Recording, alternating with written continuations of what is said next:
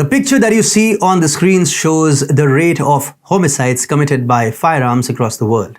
The intensity of red increases where homicides are higher.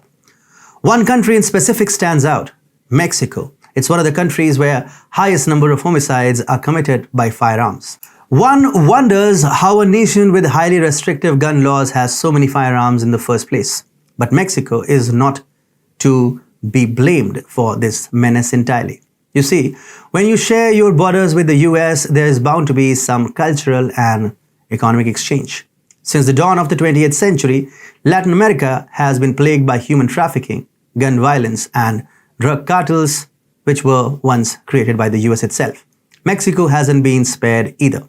The firearms make their way into Mexico through the US, but in an unlikely precedent, Mexico government has drawn swords against the US guns. Hi and welcome to TFI Global Latin America, TFI Global's channel dedicated to the America in the Americas. I'm your host Atul Mishra. If you're watching us on YouTube, please subscribe and press the bell icon to get all the latest updates. If you're watching us on Facebook, do like, share and follow the page. Let's begin. The Mexican government has sued 5 gun dealers in Arizona alleging that they are involved in the smuggling of illegal guns into Mexico. The complaint asserts that the dealers are contributing to the horrific cartel warfare in the nation. The gun dealers are accused of systematically participating in the trafficking of firearms and ammunition to Mexican cartels. The case was filed in a US district court in Arizona. Yes, in a US court itself. To put things in perspective, between 2006 and the end of 2018, the estimated number of individuals killed by organized gun warfare in Mexico is 150,000. You heard that right, 150,000. The number doesn't even include the almost 73,000 people who have been reported missing during the same time frame. Between 2015 and 2020, the national homicide rate in Mexico soared by an astounding 84%.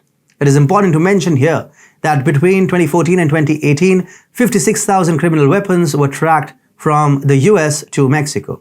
Of the 10 guns that were found, 7 were made or sold in the US. Mexico's Foreign Affairs Secretary Marcelo Ebrard in a Twitter video said, "We are suing them because clearly there is a pattern. We contend that it is obvious that there is weapons trafficking and that it is known that these guns are going to our country."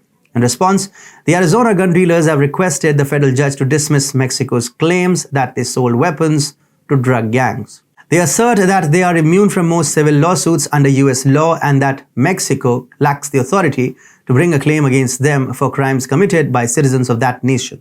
This is not the first time when Mexico has filed a lawsuit against American gun dealers. Previously, it filed a $10 billion lawsuit that was dismissed summarily by a US federal judge recently.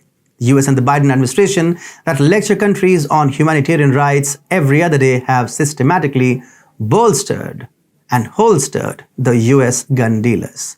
In America, the firearms industry is absolutely unregulated. The gun dealers have been consistently shielded by the US law.